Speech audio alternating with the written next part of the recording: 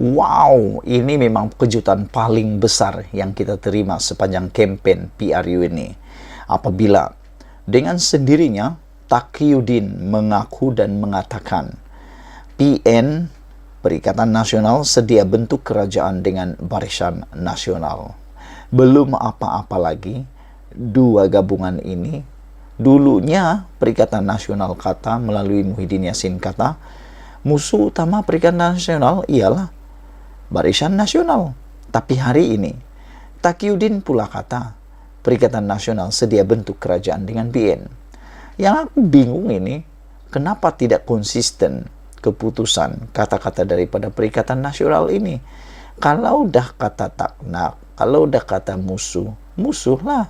Janganlah sekali hari ini lain cakap, minggu depan lain lagi cakap, minggu depan lain lagi cakap, nanti menang lain lagi cakap, nanti menang lain lagi cakap, kalau kalah lain lagi cakap. Itu tak boleh lah. Itu akan membuatkan rakyat jelata, netizen, pengundi akan muak, akan hilang kepercayaan. PAS tidak menolak kemungkinan Perikatan Nasional PN akan membentuk kerajaan dengan BN sekiranya mereka gagal membentuk kerajaan secara persendirian dalam pilihan raya umum ke-15 ini. Setiausaha Agung PAS Taqiyuddin Hasan berkata, PN tidak akan sesekali membentuk gabungan bersama dengan PH untuk menguasai Putrajaya. Saya yakin kita dapat bentuk kerajaan persekutuan, sama ada kita sendiri atau gabungan dengan pihak lain termasuk Barisan Nasional. Apa yang pasti kita tidak menerima PH walaupun perlu gabungan, katanya. Nah, aku punya soalan senang saja. Kata mereka pembubaran parlimen dengan segera ini supaya dapat kestabilan, kerana tidak mahu lagi ada gabungan, tidak mahu lagi bekerja sama antara Barisan Nasional dan Perikatan Nasional. Jadi kalau ini berlaku, yaitu Barisan Nasional dan Perikatan Nasional bergabung lagi membentuk kerajaan di Putrajaya, apa bezanya dengan kerajaan sebelum ini? Yang kamu kata tak stabil, yang kamu kata tak baik, yang kamu kata gagal, yang kamu kata perlu dibubar segera supaya dapat mengembalikan keyakinan pelabur, mengembalikan keamanan negara, kestabilan negara. Apa bezanya? Kalau begitu lebih baik jangan bubar yang lepas. Biar dulu sampai bulan Juli ini. Tapi apa bezanya? Barisan Nasional pula kata ratibannya, cerita naratifnya, kata tak stabil kerana ada gabungan dengan Parti Perikatan Nasional. Jadi kalau bergabung lagi dengan Perikatan Nasional sekali lagi sama dengan case sebelum ini, pemerintahan pentadbiran sebelum ini, apa bezanya? Kalau begitu buat apa Zahid nak bubar? Sama juga ceritanya. Yang akan jadi Perdana Menteri sama, orangnya sama, pemimpin-pemimpinnya sama, silap sikit menteri-menterinya sama, semua sama. Perdana Menterinya sama, kalau masih Perdana Menterinya adalah Ismail Sabri Yaakob, kecualilah Zahid yang akan jadi Perdana Menteri. Tapi sejauh mana Zahid mau bekerja sama dengan Perikatan Nasional? Itu persoalan dia. Jadi, tak payahlah bergabung-gabung, tak payah kita buat saja kerajaan perpaduan. Nak menjadi Perdana Menteri, tak apa. Tak perlu pun ada parti yang kuat benang. Itu hanya perlu penilaian kuasa budi bicara daripada Agung seperti yang Zaid kata. Sebenarnya yang di Pertuan Agung boleh memilih siapa saja Perdana Menteri daripada kerajaan, walaupun kerajaan itu tidak mempunyai majoriti besar.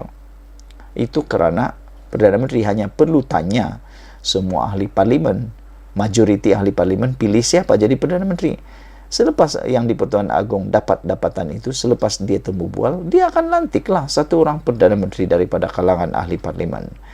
Jadi agak menghairankan aku sebenarnya.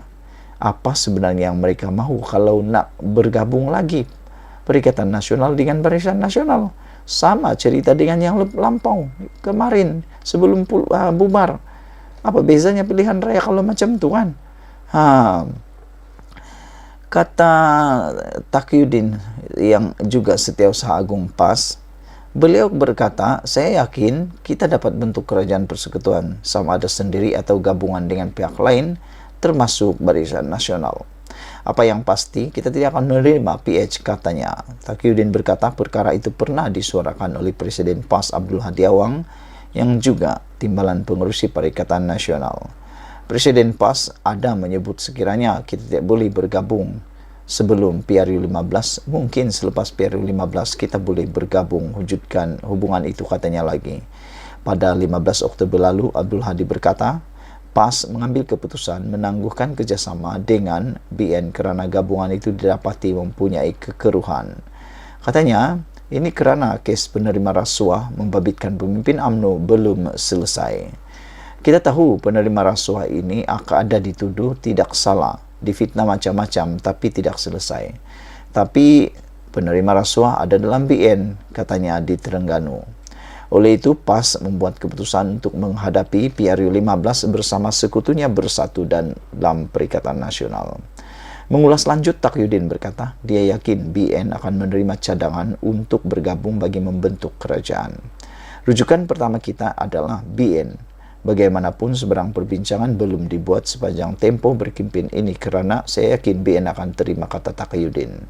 Sementara itu, calon Perikatan Nasional bagi Parlimen Ketere, Khalir Muhammad Nur, meminta pengundi BN yang sayangkan Anwar Musa supaya mengundinya.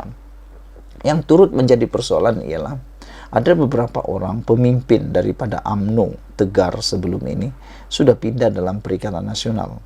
Apa yang akan berlaku kalau mereka bergabung? Adakah itu sesuatu yang tidak pelik? Adakah itu sesuatu yang tidak kelakar? Aku rasa kelakar lah kan. Contohnya Anwar Musa.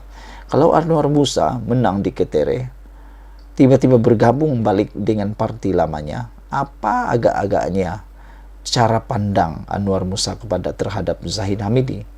Pasti dia tak suka karena dia telah disingkirkan. Ia bagi menghantar isyarat kepada Barisan Nasional atas kesilapan tidak mencalonkan Ketua UMNO Ketere itu bertanding dalam PRU 15, kata beliau. Saya sudah berjumpa dengan 80,000 pengundi di Parlimen Ketere. Saya dapati pengundi di sini sayangkan bekas ahli Parlimen Ketere itu. Justru, saya meminta pengundi jika Anda sayangkan Anwar Musa, maka pilih Anwar Musa, pilih saya Sabtu ini, katanya ketika ceramah malam tadi.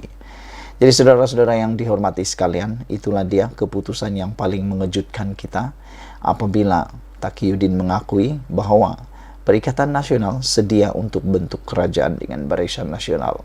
Yang sekarang ini yang diratib-ratib selalu akan bekerja sama kononnya dengan Barisan Nasional, yaitu Pakatan Harapan, tidak pula membuat apa-apa pengakuan. Maknanya, siapa sebenarnya yang terciduk terkantoi membuat penafian tapi buat salah sendiri. Sebelum kita berpisah, jangan lupa tinggalkan komen Anda, tekan butang subscribe. Malaysia kita punya, kita juga sama-sama cintai Malaysiaku. Bye-bye.